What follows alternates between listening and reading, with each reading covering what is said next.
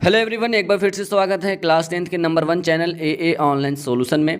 आज की इस वीडियो में बात करेंगे क्लास 10th सोशल साइंस का सामाजिक विज्ञान चैलेंज फॉर यू, यानी कि ये वीडियो आपका चैलेंज वाली है और इसमें मैं आपसे पूछूंगा टोटल 20 सवाल। एक बार फिर से हेडिंग को पढ़ता हूँ। घर में अगर 2 घंटे भी मन से लगन से पढ़ाई करते हो तो 20 में से आपको करना है कितना सही, 18 क्वेश्चन सही करना है। और देखता हूँ कि आपने जो पिछले महीने से पढ़ते आ रहे हो क्या आपका यहाँ पर परफॉर्मेंस है। पूरी वीडियो को एंड तक जरूर देखिएगा और जो हमारे चैनल पर नए हैं चैनल को सब्सक्राइब कर लीजिए। आपको ऑल सब्जेक्ट की तैयारी कराई जाती है और आज का इस वीडियो का टारगेट आपको कंप्लीट करना है डियर। सबसे पहले आपको 1.1 के यानी कि 1500 लाइक आपको कंप्लीट करना है। 1500 जितने भी बंदे देख रहे लाइक करना। मैं 2000 का टारगेट नहीं दूंगा क्योंकि आप लोग मतलब उसको फुल कर देते हो। पहले इसको फुल करो तो आगे मैं आपको टारगेट देने वाला हूं, ठीक है। तो चलिए क्वेश्चन की ओर बढ़ते हैं और आपके सामने जो क्वेश्चन आएगा उसका आंसर बताने के लिए मैं आपके लिए जो है ना 5 सेकंड तक रुकूंगा और 5 सेकंड के अंदर में आपको आंसर बताना है, ठीक है। ओके तो ये रहा आपके स्क्रीन पर क्वेश्चन नंबर 1। आपको क्लियर दिख रहा होगा। क्वेश्चन नंबर 1 का आंसर देना, ठीक है। एडवांस में मत देना वरना मैं छुपा दूंगा, ठीक है।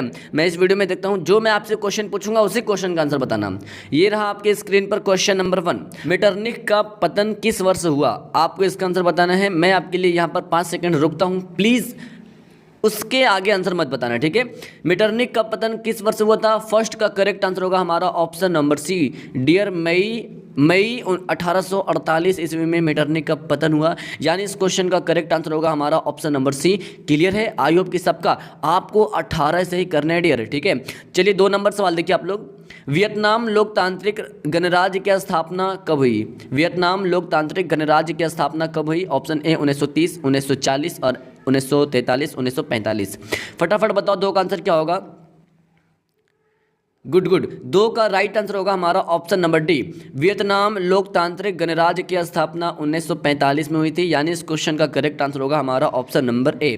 डियर आपको 18 सही करना है। लो आ गया आपका क्वेश्चन और क्वेश्चन ऑप्शन इस प्रकार है ना, जैसे कि आप कंफ्यूज कर जाओगे। जैसे आप 3 नंबर सवाल देखो, साइमन आयोग भारत कब आया। साइमन आयोग या साइमन कमीशन ये भारत आया था 1928 में। अब देखो डियर आपके सामने जो ऑप्शन है वो जनवरी, फरवरी, मार्च, अप्रैल यानी कि मंथ का नाम भी दिया हुआ है। इसमें जो है ना हर बच्चा कंफ्यूज होगा। सभी बच्चों को मालूम होगा कि 1928 में साइमन कमीशन भारत आया था, लेकिन किस मंथ में आया था उसका आंसर बताओ। तो डियर यहाँ पर 3 का जो करेक्ट आंसर होगा वो होगा हमारा ऑप्शन नंबर बी। फरवरी 1928 में साइमन आयोग भारत आया था। यानी इस क्वेश्चन का बी ऑप्शन राइट होगा। आज आप लोग ऐसा ऐसा क्वेश्चन जानोगे जो आप पहले से भी कुछ नहीं भी जानते हो वो भी आज जान लोगे, ठीक है। तो गौर से देखना क्वेश्चन को, पीडीएफ आपको बिल्कुल फ्री में दूंगा। क्वेश्चन नंबर 4 देखिए। भारतीय राष्ट्रीय कांग्रेस के प्रथम अध्यक्ष कौन थे, इसका आंसर बताओ। भारतीय राष्ट्रीय कांग्रेस के प्रथम अध्यक्ष बताना है, प्रेसिडेंट। मैं आपको ये नहीं बोल रहा हूं कि भारतीय राष्ट्रीय कांग्रेस का स्थापना किसने की, इसका सबसे पहला प्रथम अध्यक्ष बताना है डियर। तो इसका जो पहला अध्यक्ष था वो था हमारा व्योमेश चंद्र बनर्जी। यानी इस क्वेश्चन का ए ऑप्शन राइट होगा।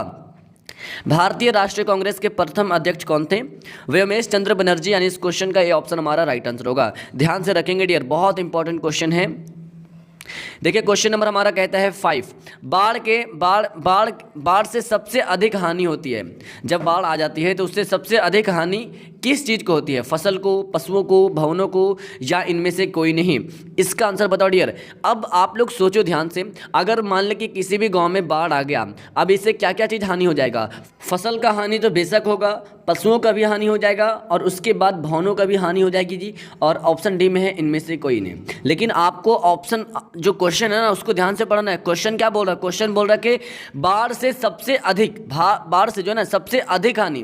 तो देखो चारों ऑप्शन में से सबसे ज्यादा क्या हो जाएगा, फसल का हानि होगा, फसल बर्बाद होगा। यानी हमारा ए ऑप्शन राइट होगा। क्वेश्चन को समझना, ऑप्शन इस प्रकार दिया गया, अधिकतर बंदा डी मारेगा, लेकिन अगर आप गौर करोगे क्वेश्चन पर तो आपका आंसर बिल्कुल करेक्ट आएगा, ठीक है। सबसे अधिक हानि होती है हमारा फसल में। 6 नंबर सवाल देखिए, थोड़ा मैं बड़ा करता हूं। ओके लो क्लियर दिख रहा होगा। क्वेश्चन नंबर 6 कहता है भूमिगत रेल का विकास सबसे पहले सर्वप्रथम कहां हुआ। भूमिगत रेल का विकास सबसे पहले कहां हुआ। Option A Kolkata, Paris, London, Rome. 6 का करेक्ट आंसर बताओ डियर। बिल्कुल इसका करेक्ट आंसर होगा हमारा ऑप्शन नंबर सी। सबसे पहले जो है भूमिगत रेल का विकास सबसे पहले कहां हुआ था, लंदन में। यानी इस क्वेश्चन का राइट आंसर होगा हमारा ऑप्शन नंबर सी। अगला क्वेश्चन देखिए, ये है आपका आपदा प्रबंधन से जुड़ा क्वेश्चन कहता है सुनामी का प्रमुख कारण क्या है। सुनामी जो आता है ना, उसका जो आने का प्रमुख कारण क्या है वो आप बताओ। ऑप्शन नंबर ए देखो, समुद्र में भूकंप का आना, द्वीप पर भूकंप का आना, स्थलीय क्षेत्र पर भूकंप का आना, इनमें से कोई नहीं। तो डियर अगर ध्यान से देखोगे, जो सुनामी आता है उसका जो मुख्य कारण है ये है समुद्र में भूकंप का आना। समुद्र में अगर भूकंप आएगा तो पानी जो है ना ऊपर नीचे होगा और उसी कारण जो है सुनामी आता है। तो ये मुख्य कारण है, यानी कि हमारा ए ऑप्शन राइट होगा। ये देखो आप 8 नंबर सवाल, जर्मन राइन राज्य का निर्माण किसने किया था। जर्मन राइन राज्य का निर्माण बताना है। ऑप्शन ए लुई 18वां, नेपोलियन बोनापार्ट, नेपोलियन थर्ड यानी कि 3, और ऑप्शन डी है बिस्मार्क। 8 का आंसर बताना है। आपको बताना है जर्मन राइन राज्य का निर्माण किसने किया था। इसका निर्माण करने वाला व्यक्ति कौन था डियर। यहाँ पर हो जाएगा हमारा 8 का B option right, Napoleon Bonaparte. क्या होगा, नेपोलियन बोनापार्ट जर्मन राइन राज्य का निर्माण किया था, यानी इस क्वेश्चन का बी ऑप्शन राइट होगा। ये रहा आपका अगला क्वेश्चन। देखो क्वेश्चन नंबर हमारा कहता है 9। क्वेश्चन नंबर 9 कहता है आधुनिक भारतीय प्रेस का आरंभ 1766 में किसके द्वारा किया गया। आधुनिक भारतीय प्रेस का आरंभ 1766 में ये किसके द्वारा किया गया। तो डियर यहाँ पर ऑप्शन देखते ही आप आंसर बताना। भारतीय प्रेस आप पढ़ोगे, हिस्ट्री के बुक में रहेगा। ओके, तो 1766 में सबसे पहले जो है इसका जो शुरुआत किया था वो क्या था, विलियम वोल्टस, यानी इस क्वेश्चन का ये ऑप्शन राइट होगा। आधुनिक भारतीय प्रेस का सबसे पहले शुरुआत 1766 में किसने किया था, विलियम वोल्टस, यानी इस क्वेश्चन का ये ऑप्शन राइट होगा। इसके बाद देखते हैं क्वेश्चन नंबर 10। डियर अब क्वेश्चन नंबर 10 की ओर पहुंच गए। आपसे रिक्वेस्ट है आपको कंप्लीट करना है 1500 लाइक। डियर जितना हो जाए जान लगा दो लाइक पर। शेयर करो अपने बंदे के पास, अपने दोस्तों के पास शेयर करो, और वीडियो को लाइक करने में कंजूसी मत करना। और आपको 20 में से 18 सही करना है, ये भी आप माइंड में रखो ध्यान से कि मुझे 18 सही करना है। वर्नाक्यूलर प्रेस एक्ट किस वायसराय के समय में पारित हुआ था। यानी कि वर्नाक्यूलर प्रेस एक्ट पारित हुआ था, आपको पता है ये किस वायसराय के समय में हुआ था। तो ये हुआ था जी हमारा लॉर्ड लीटन के काल में। तो देखो डियर यहाँ पर जो है ना, यहाँ पर टिक लगा हुआ है, जो बंदे गौर दिया होगा तो बिल्कुल सही मारेगा। लीटन के काल में हुआ था वर्नाक्यूलर प्रेस एक्ट का आरंभ, यानी कि इसका पारित हुआ था ये। अगला क्वेश्चन देखो 11 नंबर सवाल कहता है इनमें से कौन सबसे कीमती अनवीकरणीय संसाधन है। ऑप्शन ए जल, बी पवन, सी वन, डी खनिज। सबसे कीमती अनवीकरणीय संसाधन कौन है डियर। इसका करेक्ट आंसर होगा हमारा ऑप्शन नंबर डी खनिज। सबसे यानी कि जो आपको बताना है सबसे कीमती, खनिज कीमती भी होता है और अनवीकरणीय संसाधन है, यानी हमारा डी ऑप्शन राइट होगा। इसके बाद 12 नंबर सवाल देखिए, पुरानी जलोढ़ मिट्टी को क्या कहा जाता है। देख लो ध्यान से, एकदम आंसर सही आना चाहिए। अगर मैं आपको सीधा सीधी कहूँ कि जलोढ़ मिट्टी को किस नाम से जाना जाता है या पुरानी जलोढ़ मिट्टी को क्या कहा जाता है, तो भांगर। भांगर नहीं बोलना है आपको, बांगर। बा और भा में बहुत अंतर है, ठीक है। ए ऑप्शन राइट होगा इसका। अगला क्वेश्चन देखिए डियर, ये रहा आपके स्क्रीन पर क्वेश्चन नंबर आपका कहता है 13। मैं इसको छोटा करता हूँ थोड़ा, ठीक है। भारत के किस राज्य में सबसे ज़्यादा जो है वन का विस्तार पाया जाता है। भारत के किस राज्य में सबसे ज़्यादा वन का विस्तार पाया जाता है। 13 का सी ऑप्शन राइट होगा। मध्य प्रदेश में सबसे ज़्यादा वन आप समझ रहे हैं, वन सबसे ज़्यादा हमारा जो है मध्य प्रदेश में पाया जाता है, इसका फैलाव, ठीक है। अगला क्वेश्चन देखो 14 नंबर सवाल, सूखे की स्थिति किस प्रकार आती है। ये भी आपका आपदा प्रबंधन से है, ठीक है। सूखे की स्थिति जो है ना ये किस प्रकार की आती है। ऑप्शन अचानक आती है या पूर्व सूचना के अनुसार आती है या धीरे धीरे आती है, इनमें से कोई नहीं।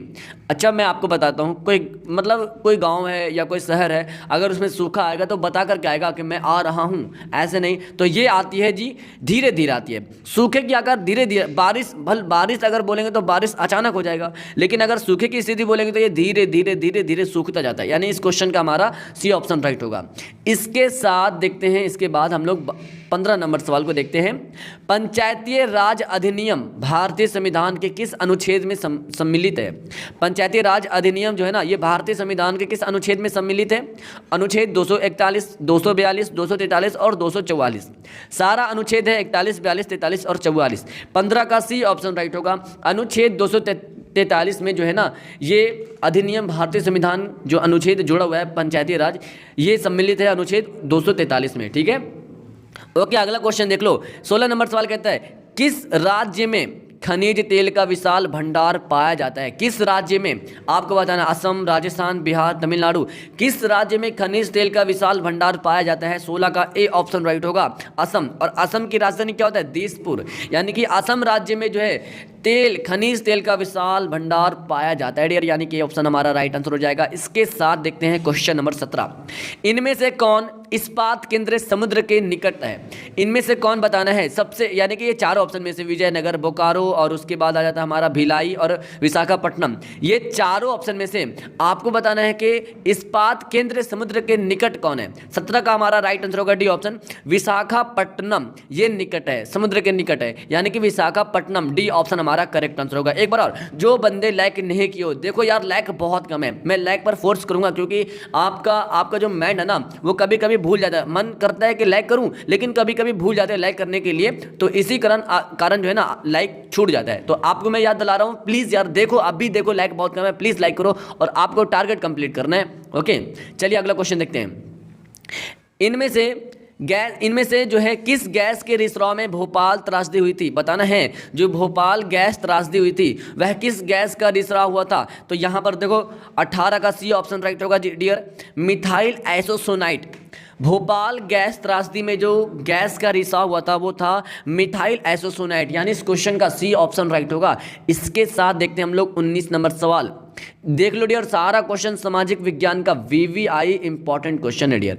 तो पीडीएफ बिल्कुल फ्री में दूंगा, मैं अभी बताऊंगा कहां आपको दूंगा पीडीएफ, ठीक है। अगला क्वेश्चन देखो, अच्छा 19 नंबर सवाल छूट गया ना। 19 नंबर सवाल कहते हैं स्वर्णिम चतुर्भुज मार्ग किस शहर को नहीं जोड़ता है? जो स्वर्णिम चतुर्भुज जो मार्ग है ना वो बताना है कि किस शहर को नहीं जोड़ता है। दिल्ली, गुवाहाटी, चेन्नई, कोलकाता। तो 19 का करेक्ट आंसर होगा हमारा ऑप्शन नंबर बी हो जाएगा, जो कि हमारा गुवाहाटी को ये जो है नहीं जोड़ता है। तो याद रखेंगे इस क्वेश्चन का हमारा बी ऑप्शन राइट होगा। ओके, अब उसके बाद 20 नंबर सवाल देख रहा है, इसका भी आंसर बता दो फटाफट।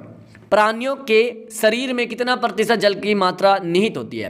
प्राणियों के मनुष्य समझ लो, है ना, तो उसके शरीर में लगभग कितना प्रतिशत जल की मात्रा निहित होती है? 55, 60, 65 और 70। इस क्वेश्चन का करेक्ट आंसर होगा हमारा ऑप्शन नंबर सी। इस क्वेश्चन का सी ऑप्शन राइट होगा।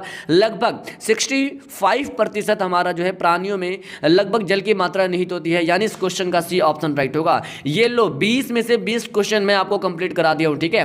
अब आपकी बारी है, डियर। आपने कितना क्वेश्चन सही किया है आप यहाँ पे ध्यान से देखें। जितना क्वेश्चन सही हुआ है नीचे कमेंट में जरूर बताएंगे, चाहे आपका 15 सही गया या आपका 10 सही गया या आपका पूरा का पूरा सही गया, जितना सही गया आपको नीचे कमेंट करके बताना है डियर। और इस वीडियो को लाइक करने में कंजूसी मत करो, शेयर करने में कंजूसी मत करो। और हाँ, पीडीएफ आपको बिल्कुल फ्री में मिलने वाला है। पीडीएफ के लिए आप टेलीग्राम ग्रुप में जाओ, बस वीडियो जैसे खत्म होगी 10 मिनट के बाद ग्रुप में पीडीएफ अवेलेबल होगा, जा करके डाउनलोड करो, इसको पढ़ो।